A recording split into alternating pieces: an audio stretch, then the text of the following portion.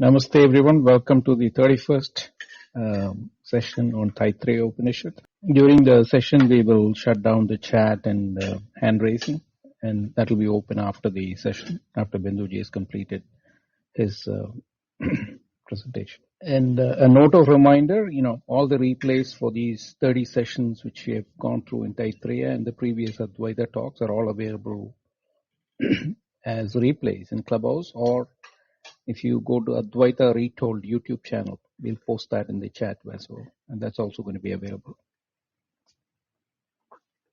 And please come up and ask questions after the session. Over to you, Binduji. Let me just add a couple things here. I'll do this again at the end as well. I'll do part of it at the end. I just thought I'd take a moment and again remind, looking at who's here, there might be a person or two here, even including myself, the regulars, to remember why we post the link above and why there's also another link in the chat. Because Bindu, is going on his own deep learning that goes way beyond what's really standard, but it helps us to look and reference to what's being spoken to, at least in some simple manner. So the idea of the one of the volumes in the chat is because this particular chapter 2 has a lot of depth and has a rather long commentary, that we can read and study parts of that ahead if we want, so that we can take the information in.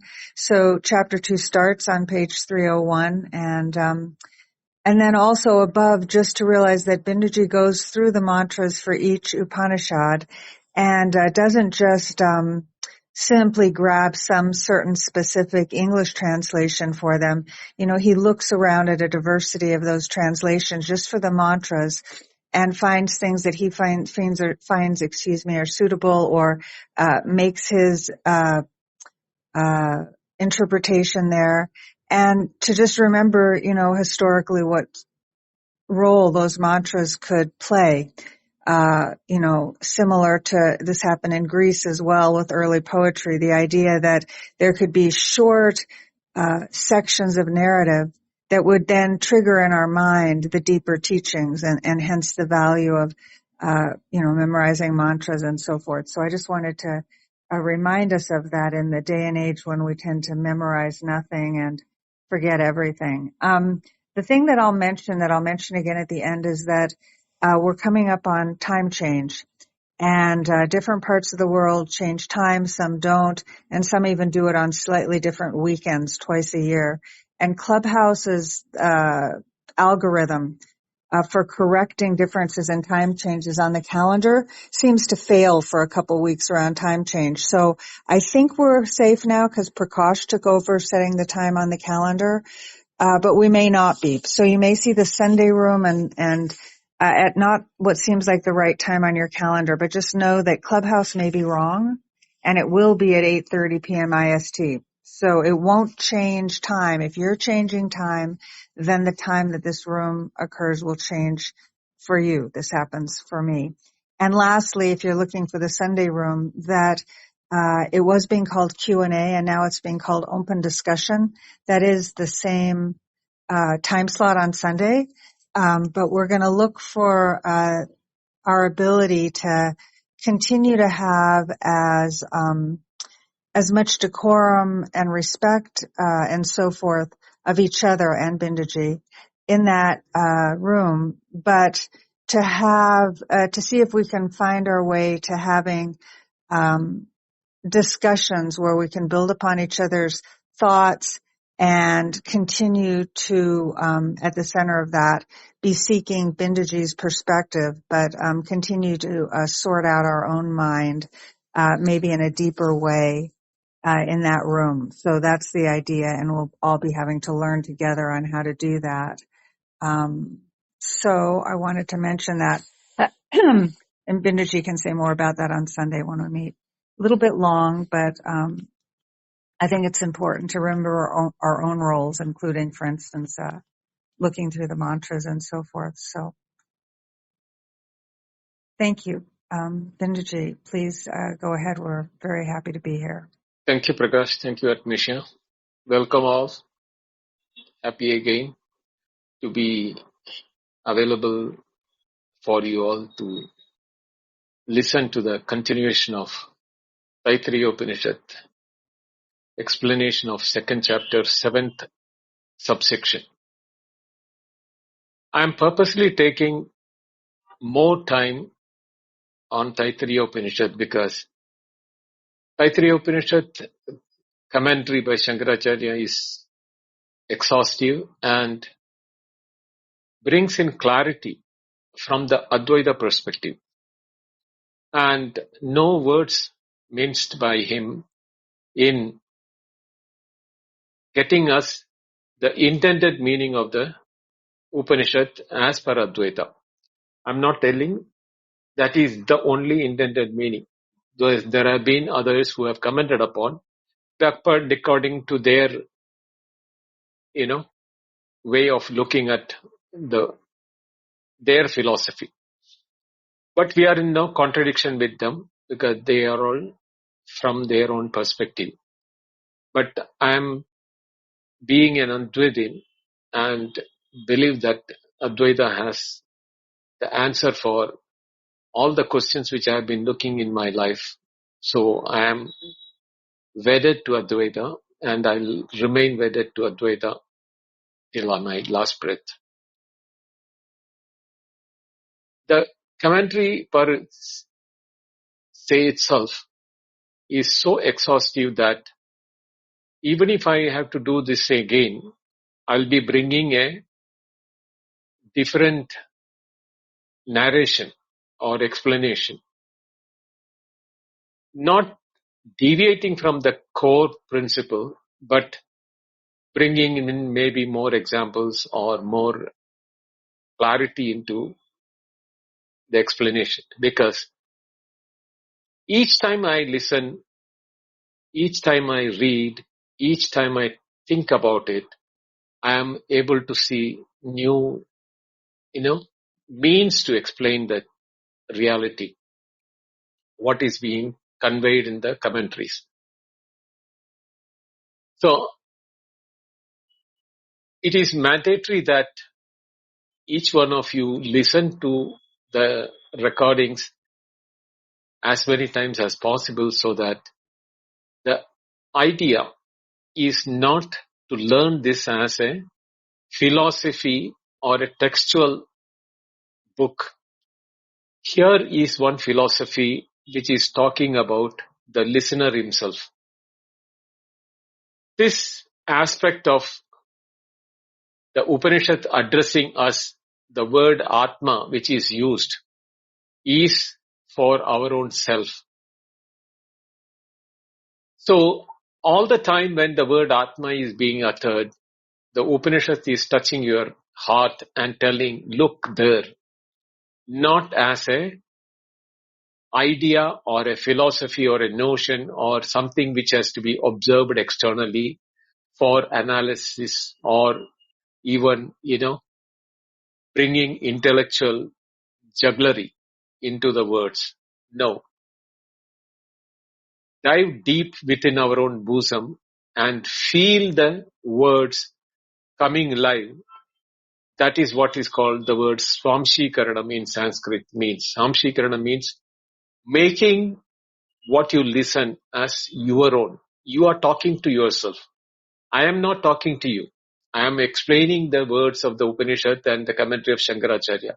But actually speaking, it is the Upanishad which is talking to you directly.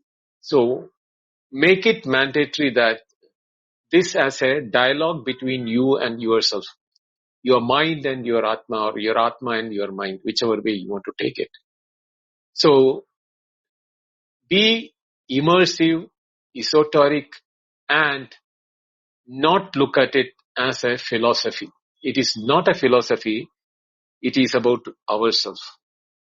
Having said that, I'll enter into today's session with my usual mantras of prayer for myself, invoking my gurus, and then the Shanti mantra of the Upanishad. Then I'll get into the explanation. Om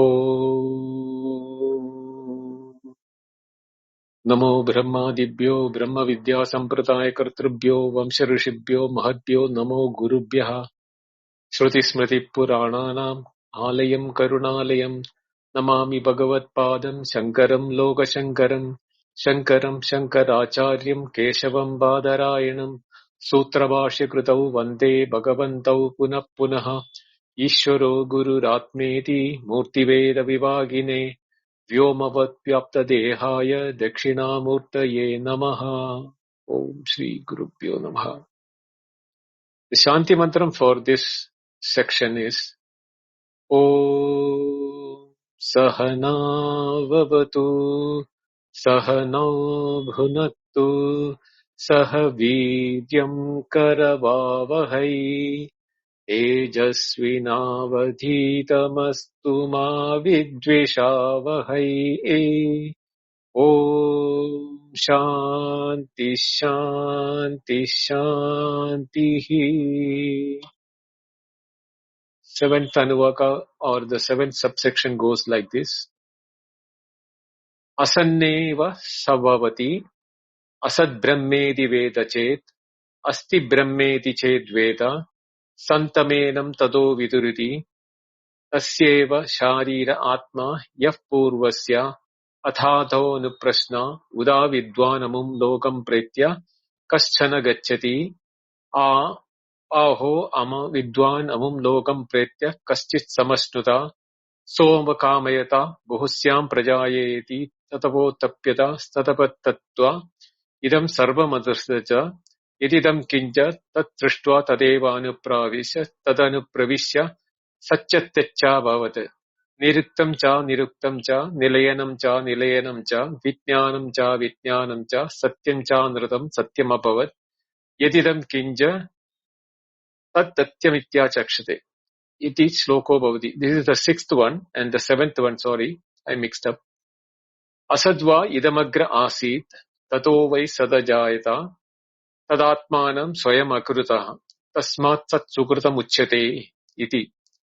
यद्वै तत् सुकृतं रसो वै सः रसं हि एव अयं लब्ध्वा आनन्दी भवति.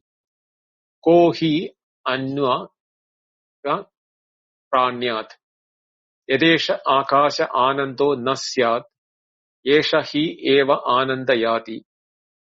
यदा हि एव एष एतस्मिन् अदृश्ये अनात्म्ये अनिरुक्ते अनिलयने अभयं प्रतिष्ठां विन्दते अथ तस्य भयं भवति गतो भवति.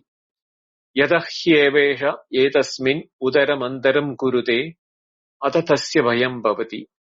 तत्त्वेव भयं विदुषो मन्वानस्य तदप्येष श्लोको भवति. इति सप्तम अनुवाक. This is the seventh अनुवाक. So in the seventh अनुवाक we saw that asadva idam agra asit. The asat here is not non-existence. Here the asat is vyakruta nama vishesha rupa viparitam. Means vyakruta means manifest. Nama rupa vishesha in the form of name, form and qualifying. Viparita rupa means opposite to that, means avyakritam. Therefore avyakritam brahma uchyate. That means,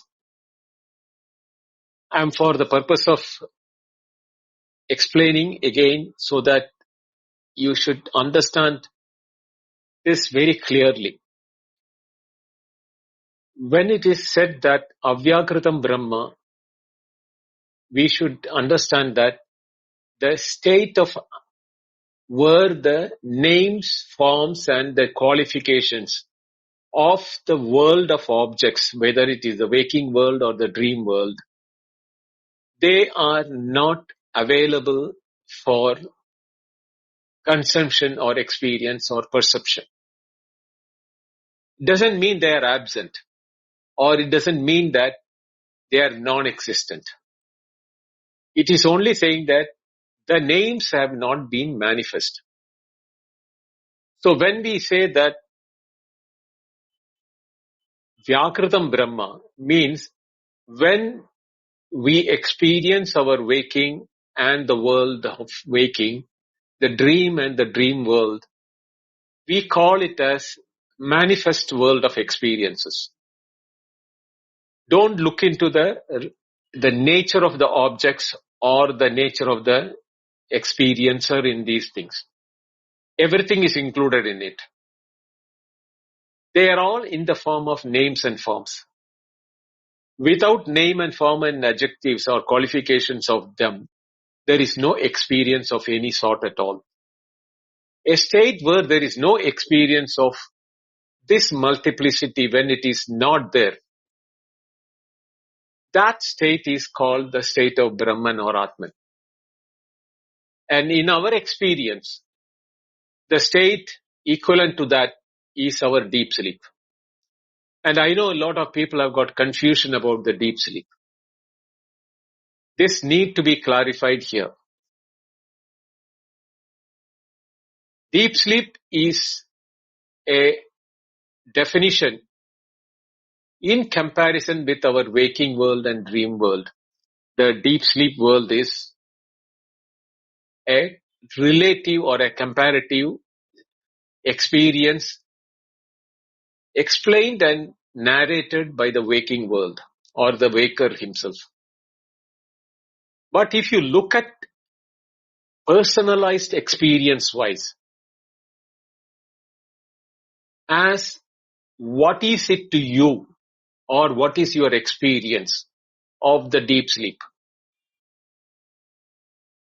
It is not the waking world and the waker in the waking world where you have a name, form and your identity as an individual, the ego, mind, intellect, the body, mind, complex, etc.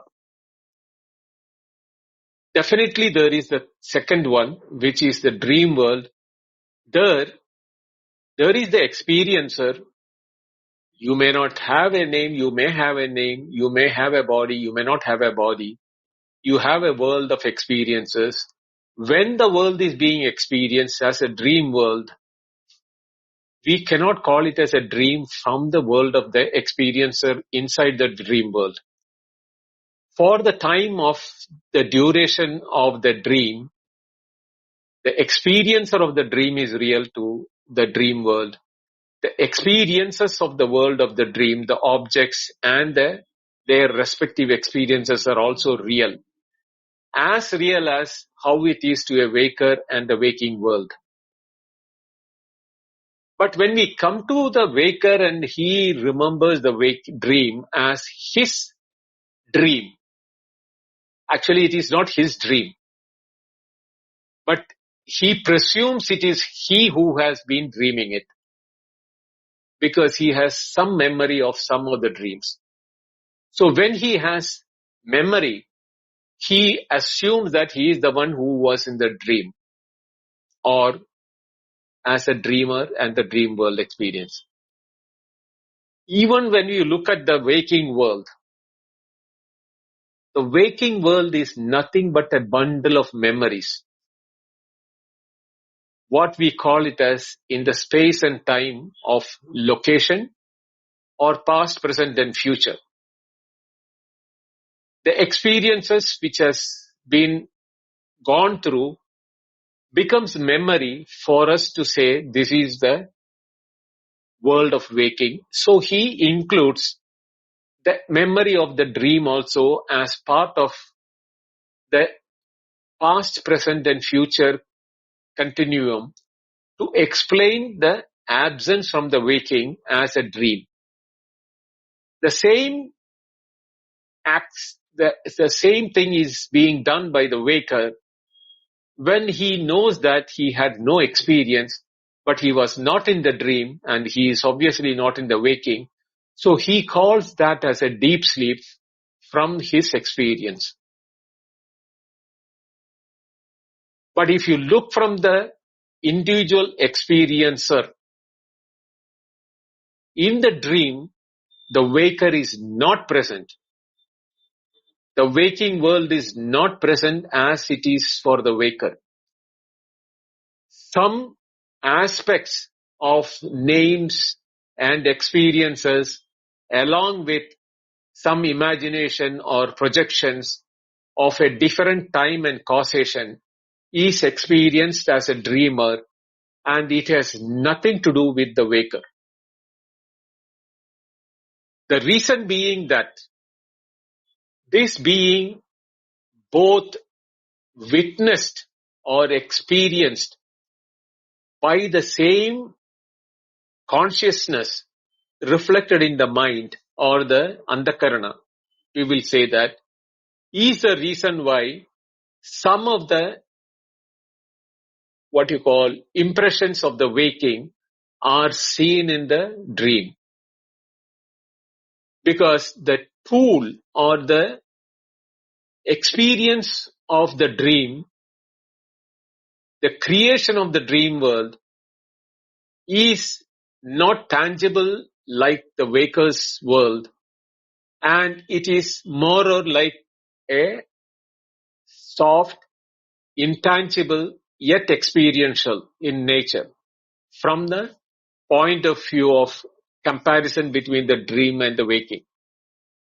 And this happening, we think it is happening in the mind. But actually speaking, both waking and the dream are happening only in the same location, which is called the antakarana or the inner instrument. If the inner instrument is absent, either we are given a sedation by anesthesia, or we are swooned or we are got a knock on our head, or we lose memory like Alzheimer's or any of those things. That the problem is that the experiences change totally. There will be either lack of experience, or there will be a hallucination, or there may not be any memory of the past events or the present events, depending upon why it is getting affected. But for a normal human being who's not such things have happened, both the waking world and the dream world is not external. Both are projected external by the same antakarana, and all experiences are happening in the mind. The reason is that the inputs will come from the sources assumed to be present outside through the sense organs, and the mind or the antakarana is now the place where the experiences are taking place.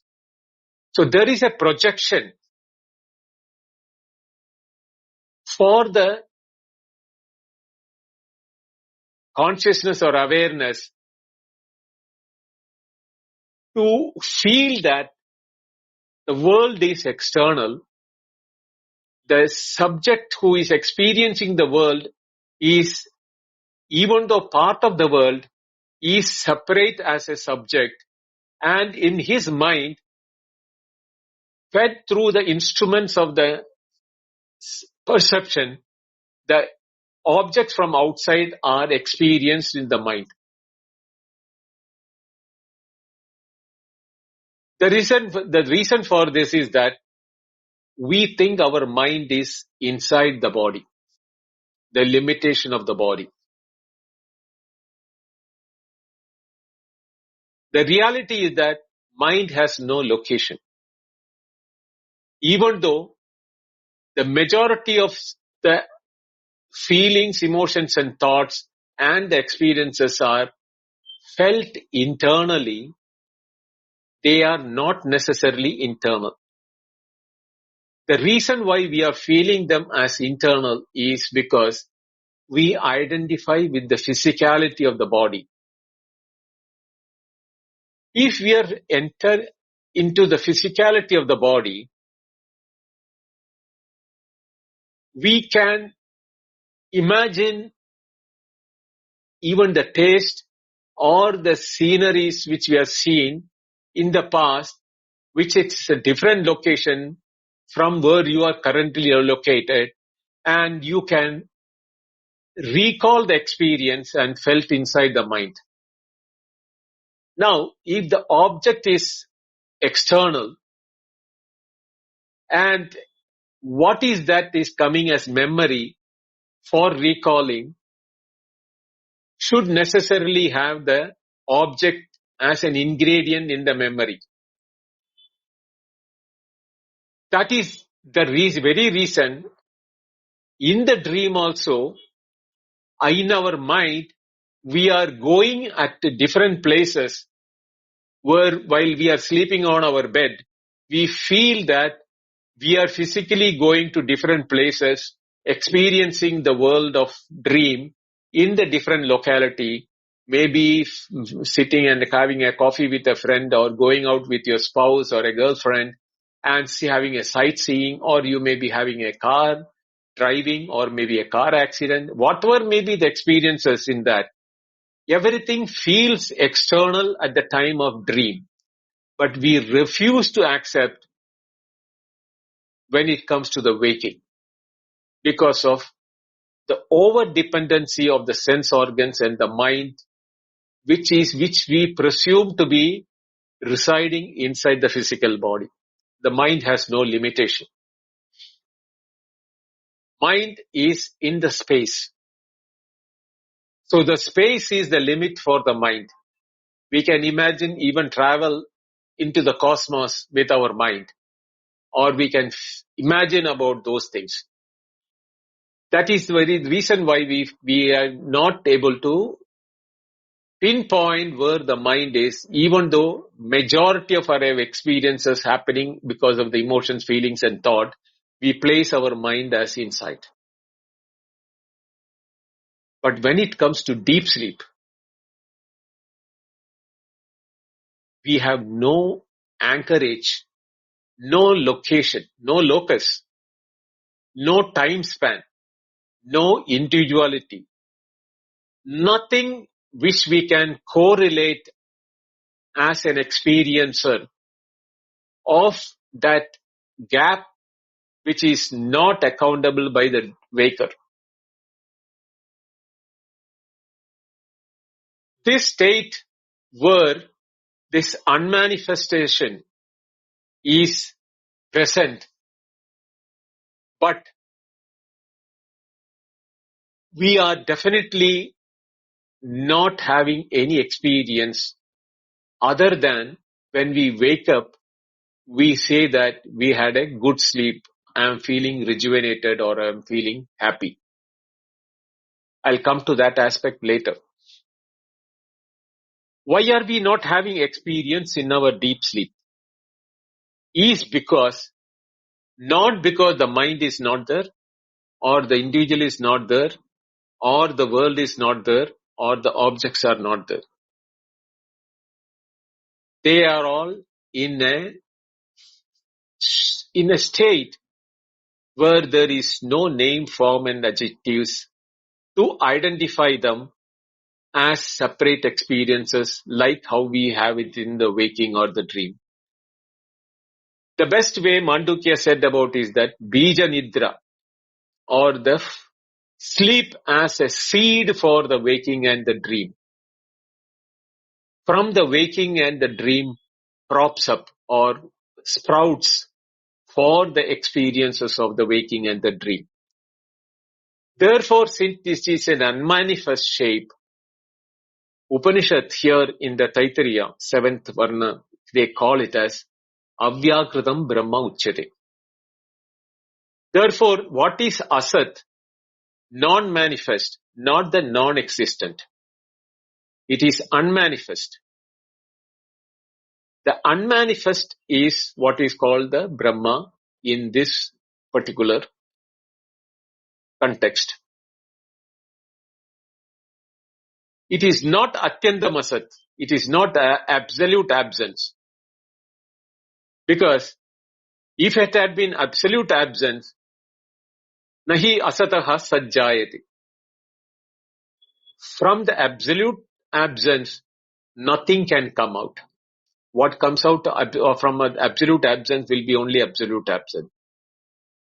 Therefore, what we call it as idam, the world, the jagat, is what? Nothing but nama rupa visheshavat. Vyakritam means manifest or appearing as the world in the form of name, form and adjectives. Before it becomes projected as the waking or the dream, agre purvam paraguchyate utpatte brahma eva asat sabja vacham asit. The same thing is what is called asat in this seventh subsection of the Taittareeya as the same Brahma as asat shabda vachyam. It is only a nomenclature, as asat means avyakritam is nothing but Brahma eva, is Brahma alone. Tataha asataha vai sat pravibhakta nama rupa vishesham ajayate utpannam. Therefore, it is the same Brahma which is in the form of Sat Yat Jnanam Anandam Brahma. That Brahma, in the unmanifest, from the deep sleep point of view, Pravibhaktam means well defined by in the form of name, form and the qualifying natures of them, each of them, is what is called the world, whether it is waking or dream, is Utpannam, means is being projected. Utpannam means sprout or born. You cannot say it is born because it is not. The answer is given is that Isit kim tada pravibhaktam karyamiti viduriva putraha. Is it like that father producing a child? Na iti aha. No, it is not that way. The father producing a child, the child is a product of not father alone.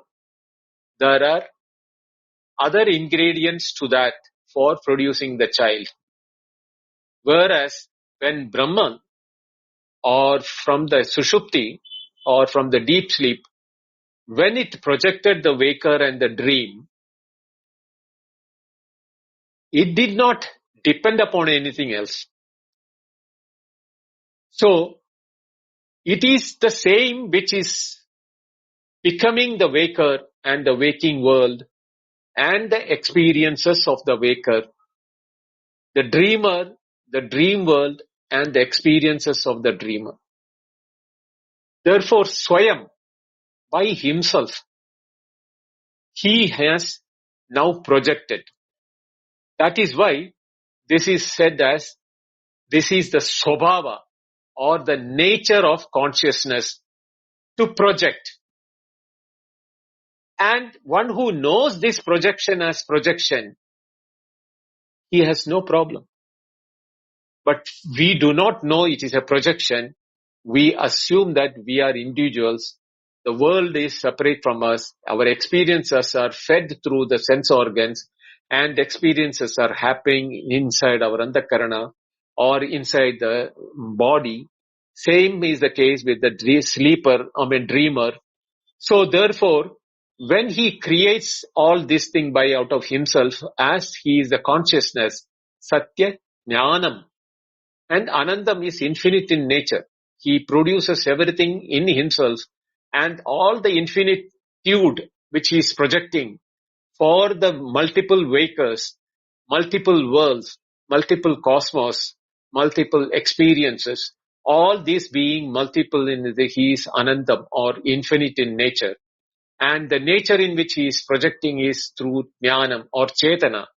Therefore, the Chaitanyam is the projection, is the consciousness which we are seeing as the world, as ourselves, as the dream world, as the dreamer. Everything is nothing but that. That is why it is called Swayamkrit or Sukritam.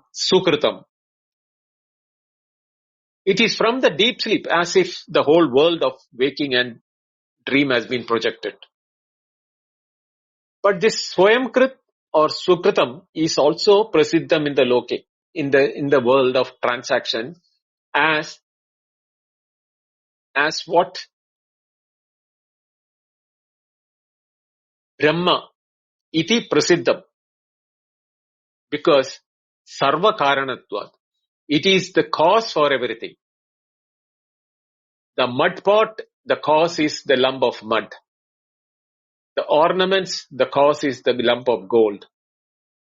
The multitude of water bodies are nothing but the mud, water.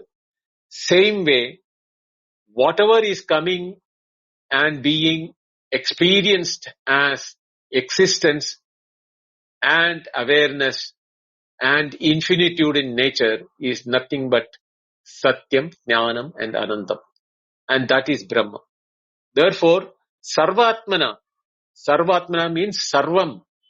Everything is that Atma only. Atma or Brahman. That is why Tasmat Sarva Karanatvad Swayam Karoti. Iti Sarvam Swayam Karoti. One who creates everything or one who projects everything as himself, but using names and forms and adjectives for the purpose of transaction is the what? It is his nature. His nature is to go into the withdrawing everything, like Yathornanabi Srijate, that example of the Mandukya, where the spider webs everything back into itself, or the webs of the wise spider comes out of its own abdomen. Same way, this deep sleep Brahman, when I am saying deep sleep, a lot of people have got problem. Please understand, what is your experience? Please analyze your own experience. Is it not from deep sleep you are waking when you are waking up? Your waking world comes. Where was your I-ness and your mind and the world of experiences when you were in deep sleep? It was not there for you to experience. When you are waking up, you are projecting them, and even the third person who is coming and telling you is a projection in your waking. He is not independently separate from the deep sleeper who has projected even the third party. Same is the case in the dream. The entire objects coming in the dream is projection of the same Atma or Brahman. But we are not ready to accept it because we are looking from the waker's point of view. You have to assume the role of the deep sleeper who has the potency of infinite potency to project everything yourself. You are the Brahman. You are the one who is projecting.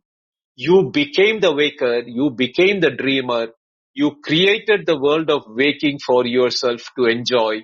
You created the dream world for yourself to enjoy. Enjoy means enjoy and sorrow, both. It is not that enjoyment alone. The experiencing for your own experience. That is why Tasmat Punya Rupena Api Tadeva Brahma Karanam Sugurdam Uchyate. On the Punya means Punya and Papa you have to take. The happiness and the sorrow coming out of the activities which are, that is why it is called Brahma Eva Karanam.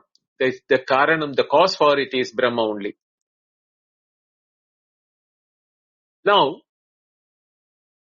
this reason why Nitya Chetana Karane Sati Upapadyate Tasmat Brahma Tabmat Brahma Asti Sukruta Prasiddhariti. Only a conscious being or an intelligent being has the potency to be eternally present when he is withdrawing, when it is withdrawing everything into himself, and when he projects everything for his own experiences. He is through and through everything. He has not abandoned anything which is thing. Atmana Akasha Sambhuda Akashat Vayu Vayor Agni, all those things which we have studied in our earlier subsections should be remembered here. Nothing is outside Atma or Brahman.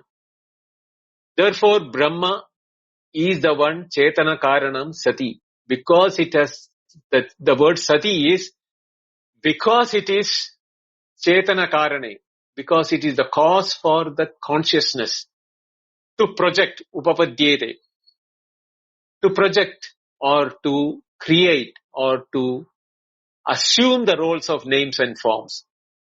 Therefore, Asti Brahma. And because Brahma is there, not as when it was in the withdrawn state into deep sleep, or when it is projected in every atom or every iota, every molecule, every nanomolecule, or whatever may be the shape you can think, the word asti or existence and the chetana, because of which we are able to know it, that knowledge is embedded in everything. And the infinitude is because all of them are inside that knowledge, that one knowledge which is encompassing everything. Yet jnatva sarvamidam vijnatam bhavati, the Mandukya Upanishad. So what is that nature of this Brahman when it is in the deep sleep? That question can come. We are not able to experience anything in the deep sleep. When we are not able to experience anything in the deep sleep, we call it as non-existent, or we do not know. Some people call it as ignorance, avidya, maya. All sorts of explanations are given for, because they are explaining different perspective or different aspect. But from the seventh Anuvaka of the Taittareeya, from that point of view, it is nothing but the essence itself. All the essence of the world of waking, all the essence of the dream world, everything is now codified and consolidated as pure essence in the deep sleep, but there is no separation for an experiencer to experience that, because even the experiencer has been codified and consolidated into it. So there is no separate experiencer to experience it. Therefore, raso vaisaha. It is in the form of essence. And when you are in your essence, you cannot taste it yourself. You don't have a taste of your tongue, because your tongue is the one which is tasting it. You don't see your eyes, because your eyes is the one which is seeing it. You cannot hear your ears, because it doesn't produce sound, but it is the one which is listening the sound. The index finger cannot touch itself, even though we can touch anything with the index finger. It is always in touch. The tongue is always in taste with it. The eyes are always seeing itself, without which the eyes will not be able to see. Same way, we are always in the essence, in our own essence of Satya, Jnana, Anandam, or Anandam here. Here Rasam means Anandam or bliss. But we cannot call it as an Anandam, because we call Anandam as something external to us, brought in by objects. This happiness which we are familiar is only when there is an object and there is a subject who is experiencing the object. This dichotomy is the default fault in us when we are said that bliss is our nature, or rasam is our nature, or our nature is pure ananda.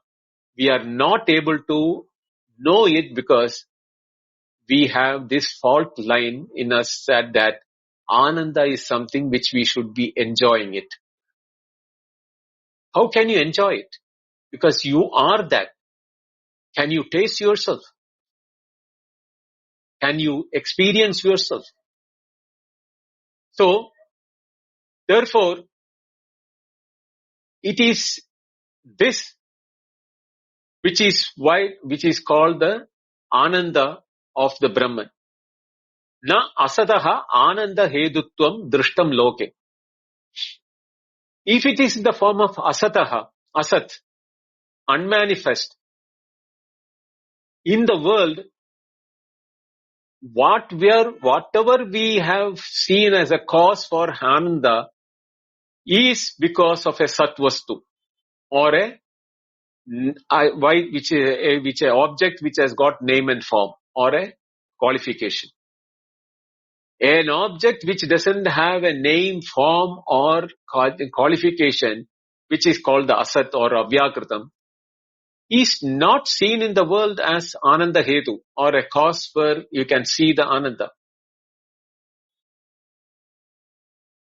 Therefore, Bahyananda Sadhana Rahita Api Aniha Nireshana Brahmanaha Bahya Rasa Labha Iva Sananda Drishyade Vidvamsaha.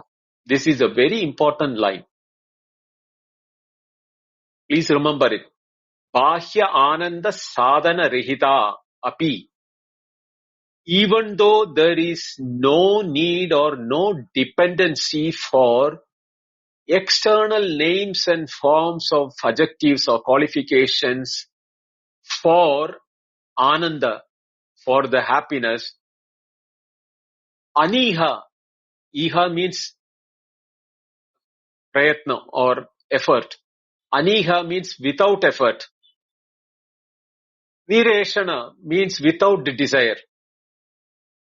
So, persons who have no desire and who are not putting any effort, without any dependency on the world of objects outside, external to himself, Sananda Drishyate, he seems to be reveling in happiness, or he seems to be in self-absorption or a happiness in himself. Sukhi bhavati. He looks as if he has attained the happiness. Who? Brahmana, one who has known the Brahman, is what Vidvamsa, those who have realized this, who have known the nature of Brahman and who have known the Jnanis, they say that Nyunam Brahmaiva Rasa Tesham. Indeed, Nyunam means indeed, Brahma Eva Rasa Tesham.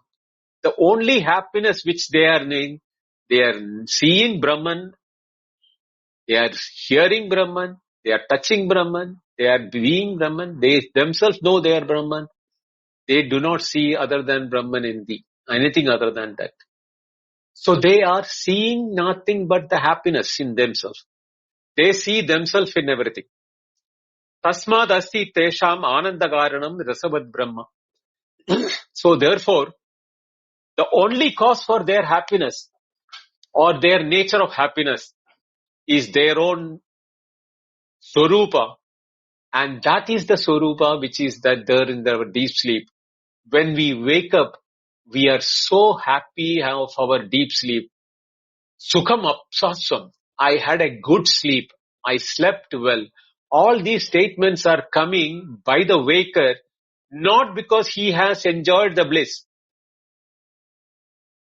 He remembers the absence of the world of objects which was torturing and tiring away his happiness by limited nature of the objects of the world outside. Here there was no time he was not in touch with happiness. There was no space where he was not in touch with happiness. All the time he was in happiness, yet he did not know he was in happiness. But he remembers, or cannot say he remembers. He has nothing to remember. Because he has nothing to remember, the only thing which the waker can remember is that absence of unhappiness of the waking, absence of the unhappiness of the dream. Therefore, there is happiness in the deep sleep. Itasya asti kutaha prananadi karya darshanat ayamapi hi pindaha jivitaha pranena praniti apanena apaniti ayam vayaviyaha aindriyakascha cheshtaha samhitaihi karyakarana karyakarnaihi nirvrityamana drishyante. So these people, prananadi kriya darshanat, kriya adarsanat. even though the prananadi kriya, even though they do not experience adarsanam, experience in the deep sleep, because prana and indriyas are the cause for our experiences in the waking, because prana here means the mind and indriya means the indriyas or the sense organs of perception are the cause for our happiness of the waking and the deep sleep, the dream. But they are adarsanat, they do not have that in the deep sleep. Ayamavi pintahi jivitaha. It is the same body which is jivitaha, which is living with the prana and the indriyas present in them. The body which is identifying by the waker to tell that I am enjoying the happiness is identifying with the same pinda, means same body, which is jivitaha, pranena praniti, because the prana is working apanena apaniti. He knows the prana apana is going on in that body. Yet, when the prana apana is going on, he should have experienced it. But he didn't have any experience, but he had that state where his happinesses were not coming and going or not weighing, changing. Evam vayaviya, aindriyakascha. Same way for by the pranas and the indriyas. Cheshtaha samhataihi. They're here as if they have been functioning for the purpose of something else. The body, the prana and the indriyas. Karya karana nivrittamanehi drishyate. There is no karya karana. There is no cause and effect seen in the deep sleep. But they continue to be operational in the pindam, in the sharira. But the experiences are not related to the indriyas or the sense organs or controlled by the prana or the mind, etc. Paschaikartha vrityena samhananam na andarena chetana samhatam bhavati. Anyatra adarsanat. Anyatra adarsanat means in other aspects like the waking and the dream, we don't see what? Tatra aikartha vrityena. For the purpose of one person, one entity, ekartha. Samhananam means bringing all them together. Na antarena, without any differentiation of the pranas operating in the body, like prana, apana, samana, jnana, udana. None of them are separate. Nor the indriyas which are present there. So chedanam asamhatam means some chaitanya is there in the body at that time, in the deep sleep. And samhatam means he is the one for which the entire body is functioning, but unable to differentiate between its own existence and the world of objects or the experiences of the, the sense organs and the mind and etc. in that body. And this is happening in the deep sleep alone. Na anyatra darshanat. Nowhere else it is seen. Because in the waking and the dream, you cannot see this. The prana and the sanskara are working and the happiness and everything is depending upon the objects. And they are all limited by space and time. Both in the dream and deep sleep. Here, neither the space is there nor the time is there, but the functions are there, yet not able to function. That is the reason why it is called. Tadaha yad yadi esha akasha parame vyomni guhayam nihitaha anantaha nasyat na bhavet kohya eka loke anyat apana cheshtam kuryat ityartaha. Yadi esha akasha parame vyomni. In this param vyomni, param space, the supreme space where the space limitation has not boundaries in the deep sleep. Guhayam nihidam anandaha. There is this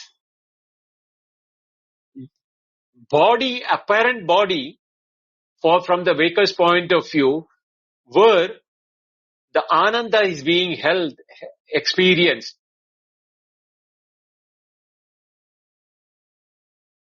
If that had been nasyat, na bhaved.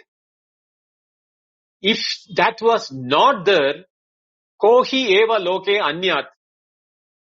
Who else can be present there in that jada, in that body, pinda, or who can be present in that body which is now as if dead body, lying there, but cheshta is there. Apana cheshtan kuryad ityartha. But it is doing the signals of life by doing the prana, apana, etc. Kaha pranyat prananam va kuryat. Who else can be the one who is doing the prana there? Atma or Brahma. Tasmad asti tad Brahma.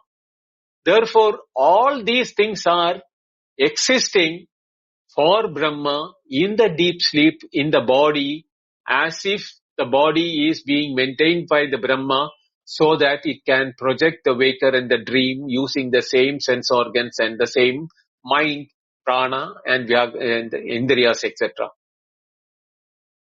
Tasmad asti Brahma. Tadartha yadartaha karya karana prananadi cheshtaha tat kritaha eva cha anando lokasya. What is the ananda which we are experiencing in the world outside, even though they are coming and going, is because karya karana prananadi cheshta. Because of the cause and effect which is now coming as the world of waking and world of dream, with the time, space and causation. That is why the karya karana pranadi cheshta. And cheshta means the same activity which was there in the deep sleep is continuing in the waking also, in the dream also. Therefore, that is the same entity which is there in the deep sleep for whom it was being maintained, is present even in the waking, now projecting as the waker in the waking world, the dreamer as the dreamer world. Tat krita evacha anando lokasya. It is only this happiness which is there in the world of happiness also. But we are not able to see that as a Brahmananda or the Ananda of the Atma unless we see that Sarvatma Bhava or Sarvatmam, that Brahma is the reason why everything is Brahman. Until we see that, we cannot see the Ananda as of my own Ananda. I may have an enjoyment of a sweet. I may not see it as my Ananda. I enjoy it as a sweet of the ice cream or sweet of the fruit. This Ananda which I am getting, even though caused by the ice cream or the fruit, is nothing but my own Ananda, because the fruit or the ice cream is nothing but other than myself. It is my own projection. It is myself, Atma, which is projecting the ice cream or the fruit. And I am enjoying it as my own thing. It is my Swabhava that I am projecting the world of waking and the thing. And now I am trying to enjoy it. But when I bring my mind as likes and dislikes, that is why the Eshana, Aniha, and Nireshana, that two words are not present in me. If it is not there in me, then I am not a Brahmajnani or I am not a Brahmana. I am a Ajnani. Therefore, for me, the sweet is the sweet of the ice cream. The sweet of the fruit is the fruit. That's the fruit, not my happiness. That is how this has to be understood. I stop here. We'll continue this because from here we are going to the next level of abhayam or the fearlessness. Bhaya hetu, what is the reason for Bhayam? Why we have to understand this aspect of Brahman is the reason why Brahman is there in the waking world, in the dream world, has to be concretized and established, nishta, pravishtam, or what you call as sthita prajñatvam. Unless you bake that as your reality, you cannot move to the next level of abhayam, where you have the total freedom or fearlessness. That can be understood only if you know this aspect of the deep sleep. Brahman is the deep sleep, Brahman itself becoming the waker, and the waking world, the dream and the dream world. Om Tat Sat. Om Sahana Vavatu Sahanau Bhunaktu Sahaviryam Karavavahai Tejasvinavaditamastu ma vidvishavahai. Om Shanti Shanti Shanti.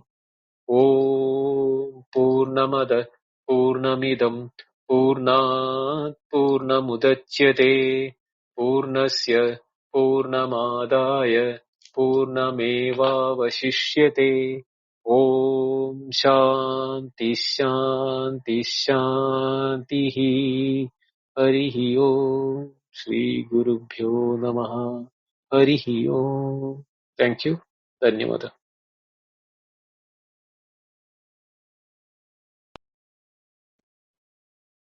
Wow. Hari Om Bindaji. A couple things. The very first maybe 10 or 15 minutes that most people who are here were not present for I highly recommend listening. I'm going to listen to that over and over. The way that you laid a foundation by, although esoteric language, somewhat plain language, was very important. And then I was thinking about 15 minutes ago, I didn't think you would go as far as you did at the very end, but you did. To come back to a truer, more rare, consideration of deep sleep, where you're saying a lot more than you did, say, a half hour ago. What I was thinking the whole time is, it's one thing to begin to have some realization, but to be able to find language that's clear. Language is so often unclear anyway.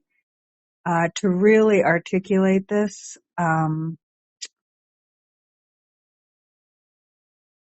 that was an extraordinary experience listening to that. Even if one were to think they comprehended everything you said, I think it would be worth listening to over and over. It's a true difference if one can articulate it. The fact that you could hold everything together and have those words come out of your mouth, I don't know what else I can say. I don't think I've ever been so taken by listening to you speak. So that was quite wonderful. Okay, now that I've expressed all my awe. So let's see, maybe hand raising's already open. Looks like chat is. Thank you to Prakash Revere who did that. Yeah, please, we'll bring people up. I do want to just say, Bindaji, someone could think in a way that this was review of what we've covered in a way, but please continue to go this deeply. I've never seen anything like the way you approach the Upanishads.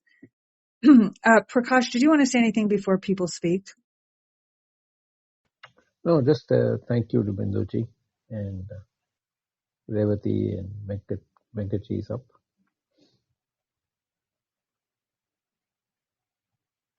Yeah.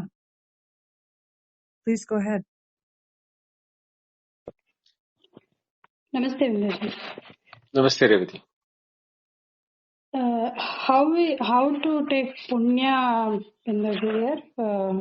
Because Sukrita is Swayam Krita and it is, you said. And if the punya is the karma phala, then why it is just punya? How to relate here? I'm not understanding.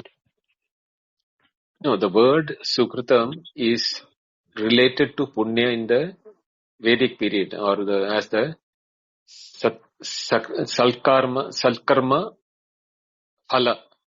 When you do good deed, you get Punya. That is what is called Sukritam in Vedic period.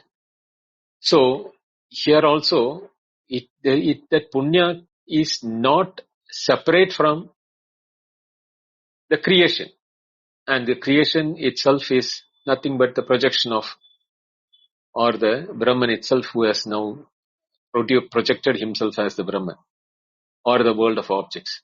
In that, in one of the earlier Anuvaka, we said that prani karma vashat. The creation was not with that thing.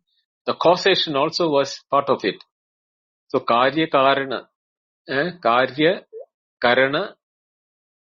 that time causation and cause and effect, is part of the creation, or the nature in which the Brahman is projecting itself. So the punya and the papa is also nothing but Brahman. So that is why sukha dukkhe sami krutva labha labho jaya jayo, all those things, when he's talking about the, sthira prajna, only a person of that nature can see that as it is nothing but Brahman. There is nothing called punya or papa. It is nothing but the same thing as the world of objects. The cause and effect is also nothing but Brahman. Okay. Then it is the Vakrita. How to take the punya after that? Okay. Yeah. Yes. Brahman is not just Avyakrita alone. That is why Asat, why Sadajayata. Asat by Satajayata. No. From the Asat, Sadjayata means from the Avyakrita, the Vyakrita has come. So the Avyakrita and Vyakrita are not two separate. One is that it is not separated out by names and forms and qualifications. Now you are seeing it as names and forms and qualifications. Just like you don't see the water unless it is, separated out by names and form like river, water, bird, this thing. And if it is in the form of cloud, which is there as water vapor, but you don't see the cloud when it is thin, and still the moisture is there in our. Right now we are all able taking humidity there when you are breathing, but you don't even see the water there. Yes. Right? Yes. So this Avyakrita, Vyakrita is very easy for us to understand. When we are looking at objects, we feel there is this empty space between us. There is no emptiness. Can you say there is an emptiness anywhere? No. Yes. As objects, there may be emptiness. But is there an absolute emptiness between the objects? Between the space, between the planets, between the sun and the moon? Nothing. The space is there. So Vyakrita, Avyakrita is very easy to understand for us. But we are not looking from our own experience point of view. Don't look at as explanations or things of the world outside. The Upanishad is talking about your own experience. How do you come into waking from your own deep sleep? Please analyze it. Please think about it. Go back. Try to go back. Get back to your experiences. Yes, Vindaji. I tried that in Sushupti there is no punya papa. So I thought why it's punya he mentioned. Okay. I got it.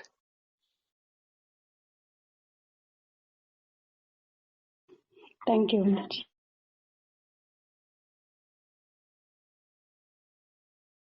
Hari Om, Vindaji.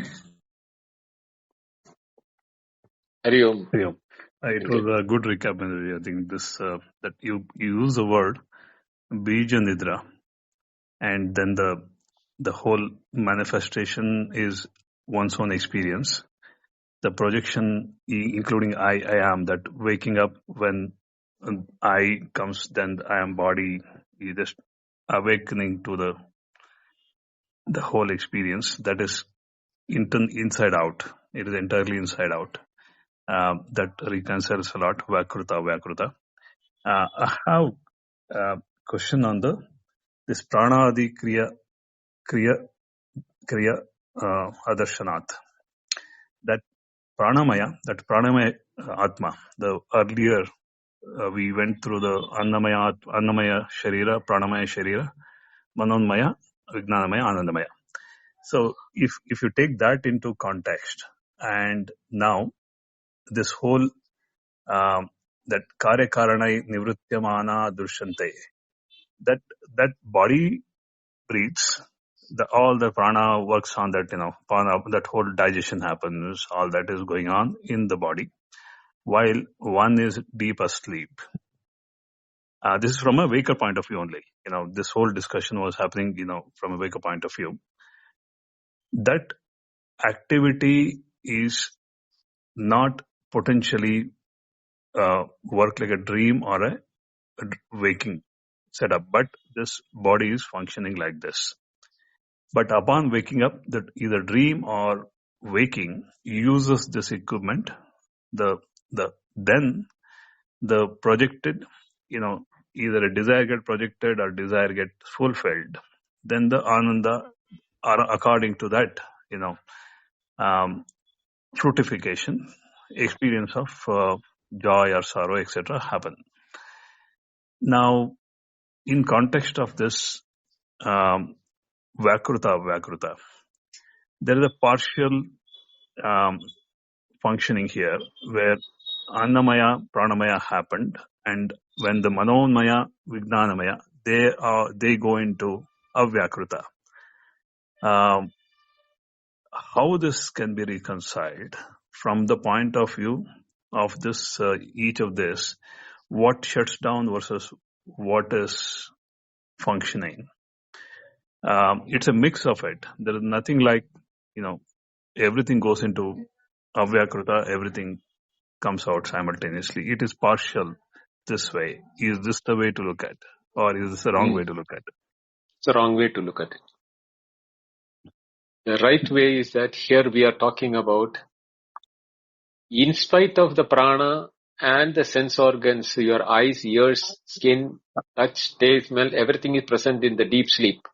In spite of their presence being there in the body, which may be what we are thinking, and we are all assuming that the body is ours, limited by the body. But the limitation is not restricted to the body. In spite of the prana and the sense organs are acting it, we do not know where we are, or whether we are a dot or whether we are infinite. We are neither knowing whether we are minuscule or whether we are the Ananta, which is being told about the Brahman nature. But the pranas are continuing to work there, not because of the pranamaya kosha, manamaya kosha, etc. The pranas, etc., indriyas are continuing to be residing in the body for the purpose of somebody. What is that somebody? Brahman or Atman, not restricted by the physical body at that time, but using the body to have the identity as the waker, continuity of the waker, and the dream experiences. All those things are happening from where? From the same body which has now no identity at all. Yet, for a third person who is looking at your body, the prana, etc., the sense organs, everything is functioning. What is your experience? That is as adarshanath. The word is that adarshanath. The pranadi, everything is darshana from the outside person. From your point of view, they are adarshana. They are not there. And they come up, pranadi, etc. come up when you are in the waker again. So that is where Upanishad is telling, or Bhashyaskara, Shankaracharya is telling us, you shift between the third party point of view and first person point of view. Both ways, you cannot deny that you are Brahman. You are Brahman. Because it is in that body where prana, the kriya is happening when you are looking from the third point of view. But when you are looking from your own experience, their pranadis are not there. You are there, or your individuality is also gone. What was your Swarupa at that time? Your Swarupa was that of Brahman. But it is not possible for us to know as Brahman because Brahman can never know itself. That is only one which is there. How can you know when you are only the one which is there present? But when you are looking from the third party point of view, where did that waker and the dreamer vanish into that body in spite of the fact that prana, sense organs, the blood vessels, the digestion, everything is happening in the body. But where did the waker and the dreamer go from that body? Where are they? They are not there. So you have to consider yourself as what is a deep sleep experience. Then you look from the third party point of view and try to bring a concomitance between these two as to what is your true nature. Then only you can imagine how I am projecting my world of waking and the waking waker, and I am the one which is projecting as a dreamer. The I which is in the waker, when I was in the deep sleep, I am not more I was Brahman, therefore I am Brahmasmi. That will be knowledge which will be coming for the waker. Got it? Got it, Babaji. This third party, first party, both are required to reconcile this whole thing. Right. That provides the complete picture, right, Babaji? Yes. Otherwise, there's no Sarvatma Bhava. No. You have to get into Sarvatma Bhava only when you know that you are the one who is projecting it. But you don't know you are the one who is in the deep sleep. For that you have to shift out as the third party and see yourself. Where did the waker of me vanish? Where did the dreamer of me vanish? Into this same body birth, which I think it is mine. Right? Yep. I think that is nicely said. Tasmat asti tad brahma yatartha karya karana prana nadi jeshta tatrata eva chanando lokasya. Yeah, this reconciles, Binduji. I think this covers very well, Binduji. Thank you, Binduji. Thank you, Venkat. Thank you, Revati. Thank you, Atmisha, for your words in the beginning. Oh, you're very, very welcome. I'm so glad I could be here with full attention while it was happening. Would other people have questions on what happened today? There may be other questions, but I'd like to stay with what happened today as long as we can, because it's extremely fundamental.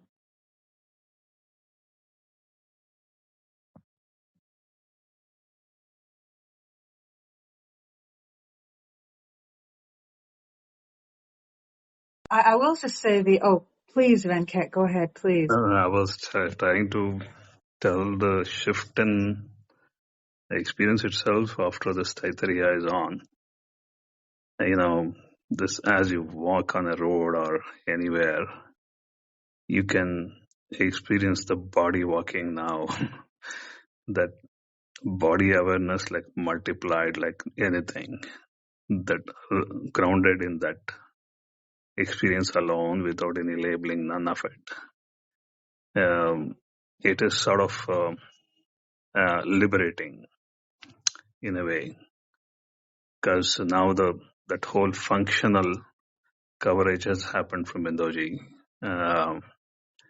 That sort of takes away a lot of those questions that were there before. And that's it, it's just experience is on, that's it. Nothing more, nothing less. No labeling, none of it.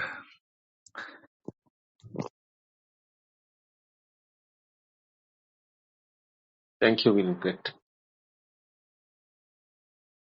Correct, Deep, Srinivas, Ganesh, Gugu, Jai, Shobha, Prasad. Madhir, please come up. You don't have to wait for a Q&A session or a discussion session for your viewpoints.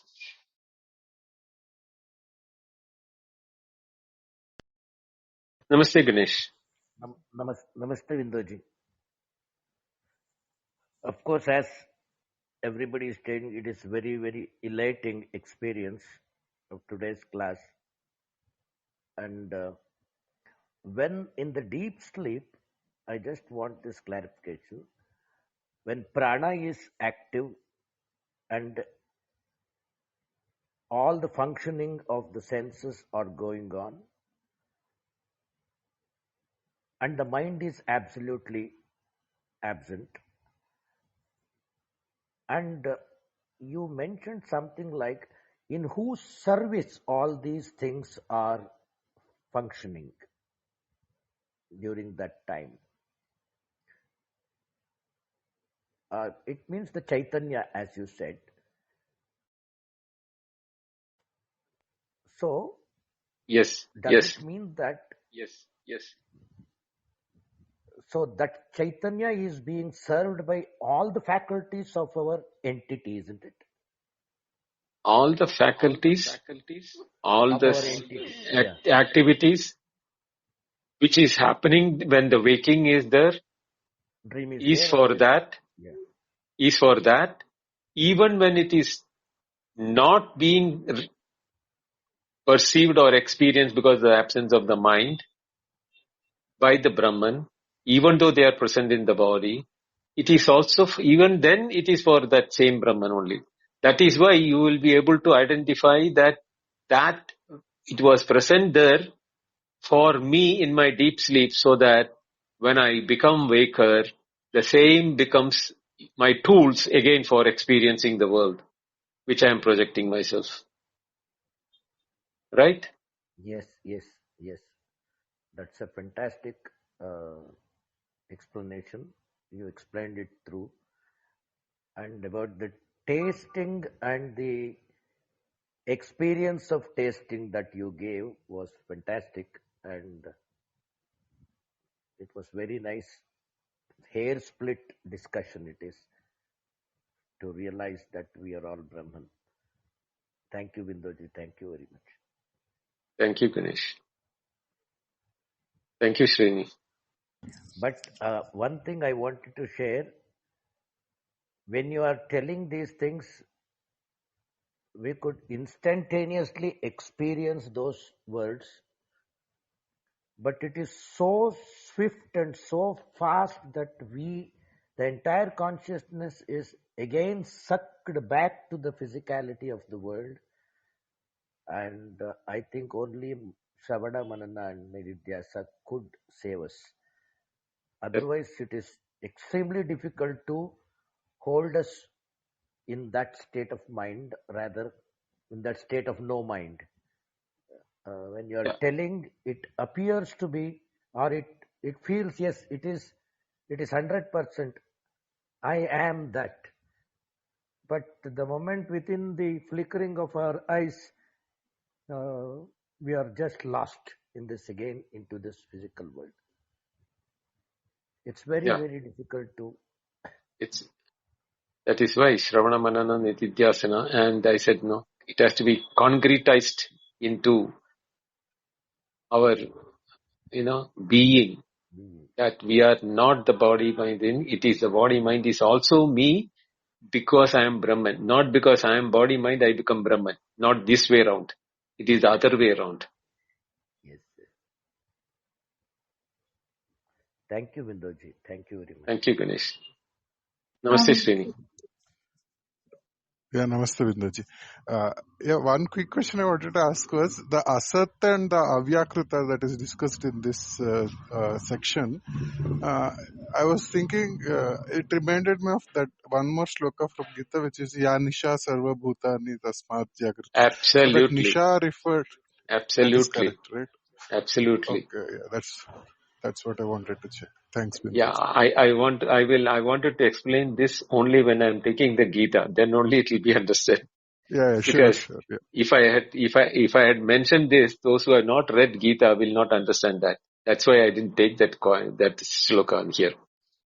But when I take the Bhagavad Gita after this, when that shloka comes, I can refer to Taittareeya, and when I tell that, it will be very clear to everyone. Yeah, it was like a obvious connection. I think I felt when you were explaining this shloka to that shloka. That's Yeah. very good. You were able to connect that. Thank you, Srini. Thank you, Atmashya? Binduji. Yeah, no, I want to be sure. Srinivas, are you done? Yeah, Or you can jump in at I'm any done. point. Yeah. Thanks. Yes. Yeah. But please jump back in and feel free to stay right here. I was just thinking with what Ganesh said about how it seems like so much you say so much, Binduji, and there can be the sensing into it, directly understanding what you're saying, but then there's so much. With the replays, I'm just sharing my view if it's helpful to anyone. I think there's a tendency in the world now that if we do something like listen to a replay, we turn it on. We may or we may not just be putting full focus on it, and we just listen through. But I can stop that replay at any moment and really take the time to just take in the word or the message that is there in a few of the lines Binduji says, and because otherwise there is just so much, and just really take that in.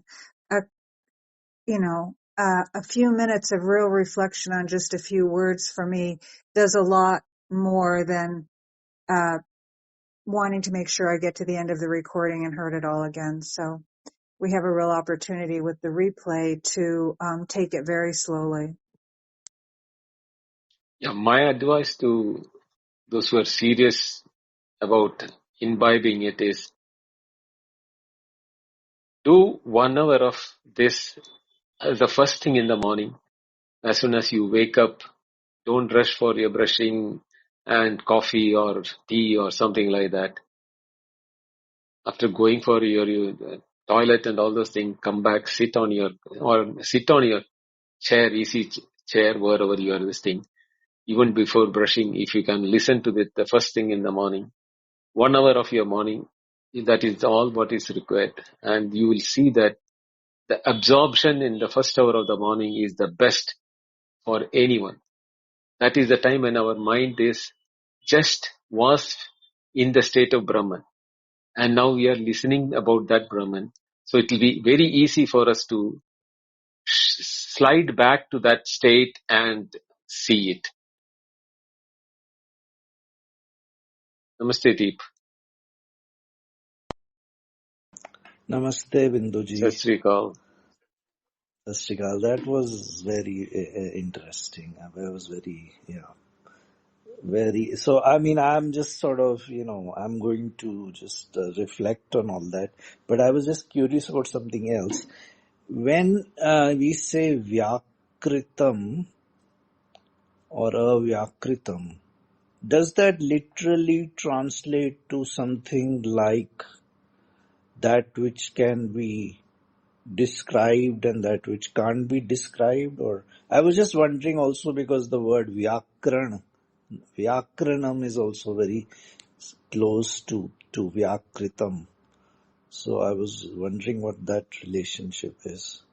Okay, see, the Vyakritam and Vyakaranam are two different words. Vyakritam, Vikriti. Kr means to do, is the verb where it is coming. The suffixes are very different from V for Vikriti Vyakritam is for manifestation. Avyakritam means opposite of manifestation, unmanifest. Vyakaranam means it is the doing of, formation of words, actually speaking. Words, it is more into grammar. So there also it is in a different way, it is vyakritam only.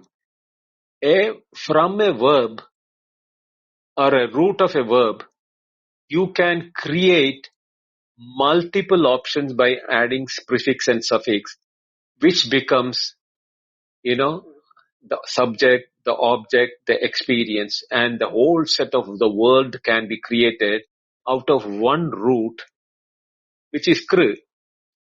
Now the kr in the grammar itself is having a suffix and a prefix. This thing, dukrunya, is the way in which that word kr is being defined in the Sanskrit grammar.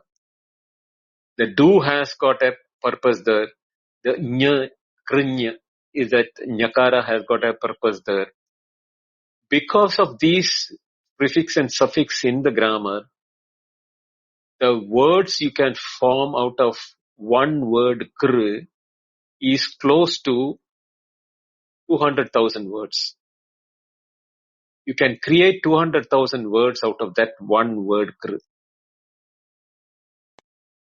And Right. we have 2,000 such verbal roots in Sanskrit.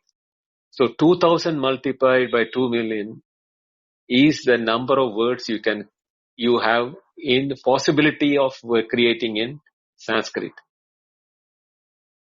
And no other language has got this variety. And Vikruti, Akruti, and so many things, so many words you can create about it. So your question about Vyakritam and Vyakaranam, the relation is that both the Vyakaranam is about bringing out into formation of languages. Whereas here in the Upanishad aspect, it is manifestation and unmanifestation. Vyakritam, Avyakritam. That's it. Thank you, Deep. Thank you, Binduji.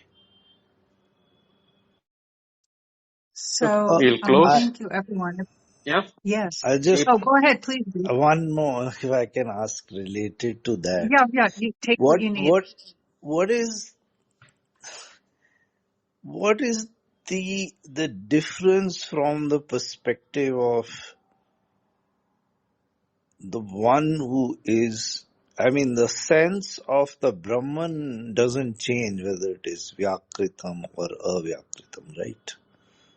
It's really the same thing. So it's just a convenient means of expression, because the Yes. sense that one can get is that this is a created Brahman or something, right?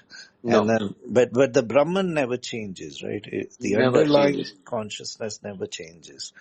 That. But the forms that have manifested, let's say, right, when we say Vyakritam, the forms that have manifested, they are also Brahman in that sense. Is that what they are pointing to? Yes. They Yes, are also Brahman only. because they are manifestations of the same underlying.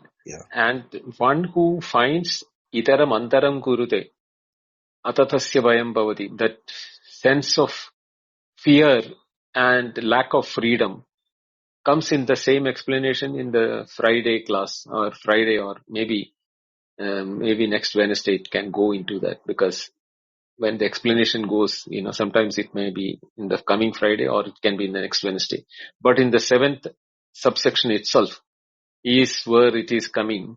Even if an iota of separation, if you are bringing in Brahman, when the creation took place, and in fact it very categorically says that, you are the Lord, I am the servant. Even to that extent, if you bring in a differentiation, then atatasya bhayam bhavati. Then you will be afraid of the Lord. But that is different. Anyway, I'll explain those things when it comes to that. Sure. Thank you, Binduji. I just want to request Artemisia or Prakash, maybe just at the beginning of the room in the chat, you can just put in the exact page number or whatever where we are starting. So that way it becomes easier to locate in the PDF. We will try to do that. Yeah. Yeah. I'll need Binduji's help. We'll do that ahead and try to make it work. So let's end for today. Yep.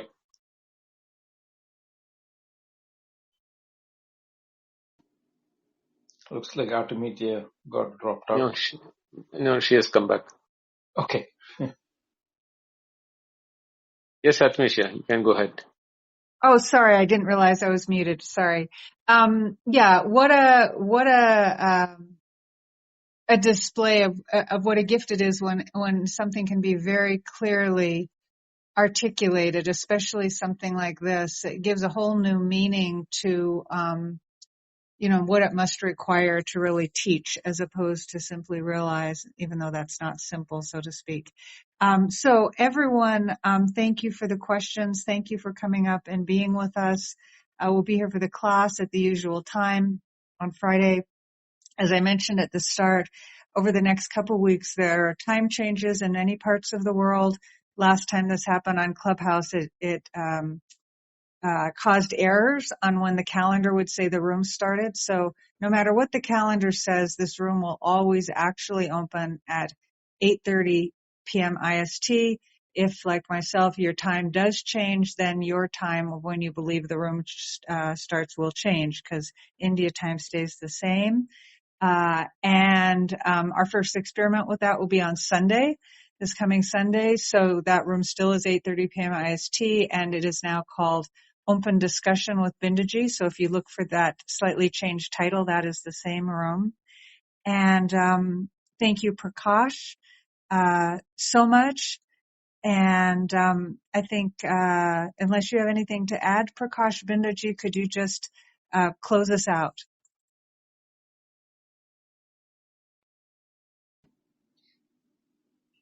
So I just wanted to thank everyone for having shown up, and as Binduji always reminds us, listen to the replay and do the Sravana Manana.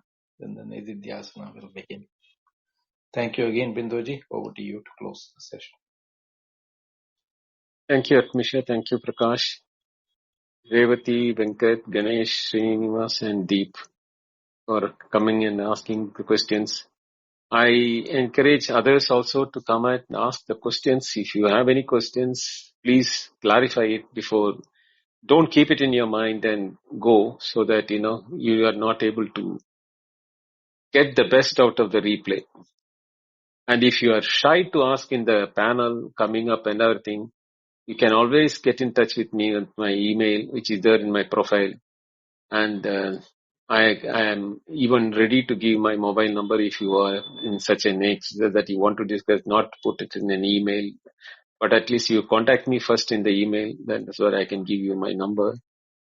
But my request is that if you ask personally, it will be one-on-one discussion. It will not benefit the community as a whole. But if you come up and ask the question in the room, either here or on Sunday, it will benefit others who have similar questions or slightly different question, or they may not have thought in that direction where your question is coming from. So that will benefit everyone. That's why we prefer the questions to be asked here rather than on a one-on-one basis. But for reasons known to you, if you still want to do it on a one-on-one, I'm open. You can ask me. I'll be only happy to help you all. Thank you all. Have a nice day. See you on Friday, same time. Hari Om. Good night. Hariom. Hari Om. Good night.